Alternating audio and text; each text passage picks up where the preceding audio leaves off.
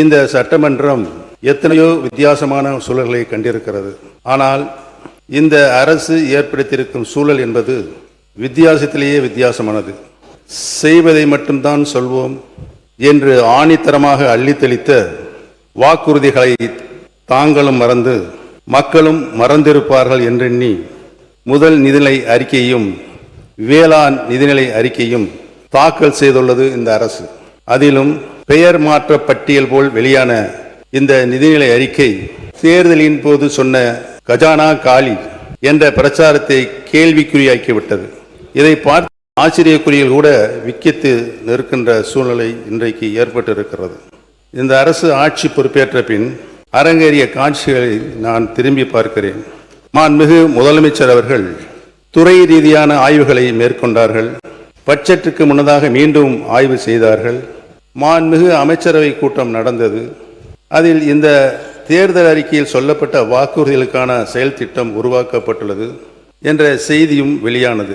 அதற்கு வெற்றி தமிழக திட்டங்கள் என்றெல்லாம் அலங்காரமாய் பெயர் சூட்டப்பட்டு அறிக்கைகளாகவும் வெளிவந்தது. ஆனால் இப்போது தாக்கல் செய்யப்பட்டுள்ள நிதிநிலை அறிக்கையோ ஏமாற்றத்தின் வடிவமாக இருக்கிறது.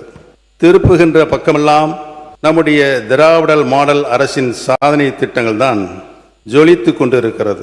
மக்கள் மனதில் நிலை கொண்டுள்ள எங்கள் தலைவர் முத்துவேல் கருணாநிதி ஸ்டாலின் அவர்கள் உருவாக்கிய திட்டங்களே புது உருகொண்டு நிற்கின்றன. இதில் புதிய அரசின் திட்டங்களை தேடுகிறேன் தேடிக்கொண்டே இருக்கிறேன். தேடுவது எனக்காக அல்ல, மக்களுக்காக. புதிய அரசு அமைந்திருக்கிறது.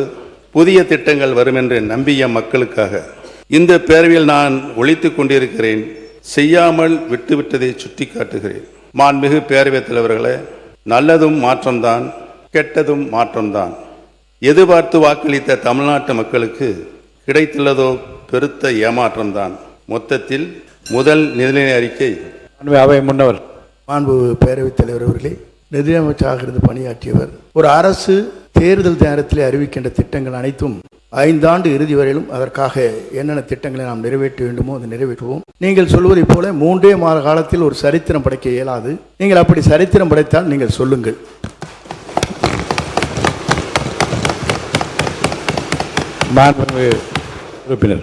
மாண்புமிகு பேரவைத் தலைவர் அவர்களே, மாண்புமிகு அமைச்சர் அண்ணன் செங்கோட்டையன் அவர்கள் நன்றாகவே தெரியும் அனைவருக்கும். தேர்தல் அறிக்கையில் சொல்லப்பட்ட வாசகங்களை, வாக்குறுதிகளை இந்த அரசு பொறுப்பேற்றிருக்கின்ற புதிய அரசு, முதல் முறையாக பொறுப்பேற்றிருக்கின்ற அரசு தங்களது தேர்தல் அறிக்கையினை தங்களுடைய முன்னோடி திட்டமாக இந்த சட்டமன்றத்தில் கூட அறிவித்திருக்கலாம். அதை கூட அறிவிக்கவில்லை என்பதுதான் எங்களின் வாதமாக இருக்கிறது. தமிழகத்தின் மக்கள் இன்று ஏமாந்து நிற்கின்றார்களே, அவருடைய எண்ணங்களின் வடிவமாக இருக்கிறது என்பதை தெரிவித்துக் கொள்கிறேன். இந்த நிதிநிலை அறிக்கை என்பது முதல் பேரவைத் தலைவர் அவர்களே, தமிழகமே பாராட்டி கொண்டிருக்கிற ஒரு தூய ஆட்சியை பற்றி ஏமாற்றத்தை உருவாக்குற ஆட்சி என்று நீங்கள் குறிப்பிடுவது வேடிக்கையாக இருக்கிறது.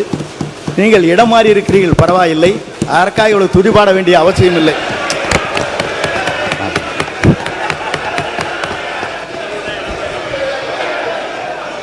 மாண்புமிகு பேரவைத் தலைவர்களே, அந்த இடத்தை அவர்தான் முதலில் மாற்றியவர் என்பதை நான் இங்கு தெரிவித்துக் கொள்ள கடமைப்பட்டிருக்கிறேன். மாண்புமிகு கல்வித்துறை அமைச்சர் பேசுறது முதல்ல கவனிங்க. அங்க பார்த்து. மாண்புமிகு பேரவைத் தலைவர் அவர்களே, மதிப்பிற்குரிய முன்னாள் முதல்வர், பாசத்திற்குரிய சகோதரர் மூத்த உறுப்பினர் அவர்கள் பேசும்போது இடத்தை முதலில் மாற்றியவர் நம்முடைய அமைச்சர் என்றார். ஆனால் பாருங்க என்ன ஆச்சரியம்னா, இடத்தை மாற்றிய போதும் அவர் இதயத்தின் அருகே இருந்த அந்த நிழல் படத்தை மாற்றவே வேண்டாம் என்று சொன்னவர் எங்களுடைய வெற்றி தலைவர். ஆனால்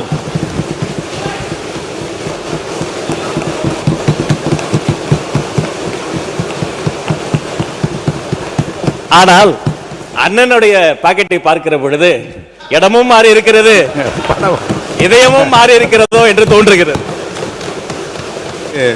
பேரவைத் தலைவர் அவர்களே,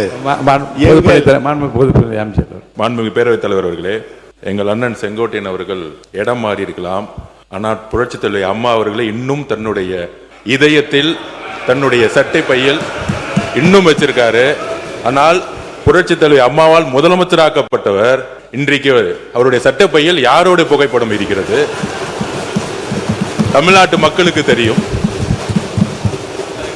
எங்களுடைய இதயத்தில் நிலையாக வைத்திருக்கிறோம். திராவிட இயக்கத்தினுடைய பரிணாம வளர்ச்சியாக பேரறிஞர் பெருந்தகை தந்தை பெரியார், பேரறிஞர் அண்ணா, முத்தமிழறிஞர் கலைஞர், புரட்சி தலைவர் மக்கள் தலைவர் எம்ஜிஆர், மாண்புமிகு நல்லாட்சி நடத்திய அம்மா அவர்கள், இவர்களை எல்லாம் எங்கள் இதயங்களிலே நாங்கள் என்றைக்கும் எங்களுடைய கடைசி காலம் வரை வைத்திருப்போம் என்பதை தெரிவித்துக் கொள்கிறேன்.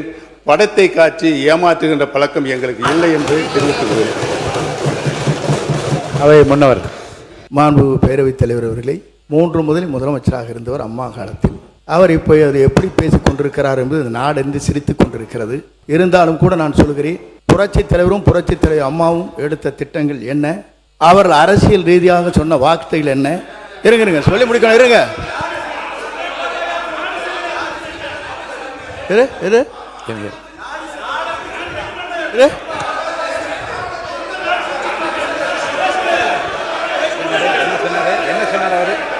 சொல்லி இருங்க, அமைதியா இருங்க.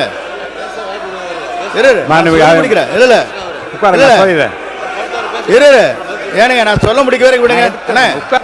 உட்காருங்க உட்காருங்க, நான் சொல்ல போறேன், முடிவு சொல்ல போறேன். உட்காருங்க. இல்லைங்க நான் என்ன உட்காருங்க. இருங்க அவை முன்னவர் உட்காருங்க. உட்காருங்க. நாடே சிரிக்கிறது என்ற வார்த்தை அவைக்குள் நீக்கி விடுகிறேன். மாண்பு உறுப்பினர் அனைவருக்கும் ஒரு செய்தி. மாண்பு உறுப்பினர் முன்னாள் முதலமைச்சர் பேசுகிறார். நல்ல நயமான நல்ல கருத்துக்களை நகைச்சுவையாக எல்லாம் 2 பக்கம் மாறிக்கொண்டீர்கள். இந்த பிரச்சனையை விட்டு அவரை நான் பேச அனுமதிக்கிறேன். தொடர்ந்து பேசலாம். மாண்புமிகு பேரவைத் தலைவர்களே, நான் உண்மையிலேயே இந்த நிதிநிலை அறிக்கையில் பேச வேண்டும். இந்த அரசு தேர்தல் வாக்குறுதிகளை செய்திருக்கிறதா என்பதை சொல்ல வேண்டும். அதை நடைமுறைப்படுத்துகின்ற நிலையில் தான் அவர்கள் இருக்கிறார்களா என்பதையெல்லாம் சொல்ல வேண்டும் என்றுதான் நான் வந்திருக்கிறேன். இடையில் நுழைந்து அண்ணன் செங்கோட்டையனை பற்றி எனக்கு நன்றாகவே தெரியும். சொல்லித்தாரில் முடிஞ்சு வச்சு அதை நான் டிரா பண்ணிக்கிறேன். ஆனால் தயவு கூர்ந்து என்னுடைய கருத்துக்களை நீங்கள் உன்னிப்பாக கவனிக்க வேண்டும். என்னோடு நீங்களும் உங்களோடு நானும் பயணித்திருக்கின்றோம். நான் எப்படிப்பட்டவன் என்று உங்களுக்கு 100% நன்றாகவே தெரியும். எனது உறுதிப்பாடு உங்களுக்கு நன்றாக தெரியும். எந்த நிலையும் நான் மாற மாட்டேன். என்னுடைய நிலை திராவிட இயக்கத்தினுடைய பரிணாம வளர்ச்சியாக தான் சுற்றி வந்து கொண்டிருக்கும். நன்றாக தெரிந்து கொள்கிறோம். பேரறிஞர் அண்ணா அவர்கள் இருந்து இன்று வரை இந்த மன்றத்தில் நான் ஒன்றை மட்டும் சொல்லிக் கொண்டிருக்கிறேன். இந்த மன்றத்தில் நான் சட்டமன்ற உறுப்பினராக நின்று கொண்டிருப்பதற்கு காரணம் திராவிட இயக்கத்தின் பரிணாம வளர்ச்சியாக இன்றைக்கு வீட்டிருக்கின்ற கடந்த 5 ஆண்டு காலம் தமிழகத்தின் உரிமைகளை என்னாலும் நான் விட்டுக் கொடுக்க மாட்டேன் என்ற ஆட்சியிலும் கட்சியிலும் தொடர்ந்து போராடி கொண்டிருக்கின்ற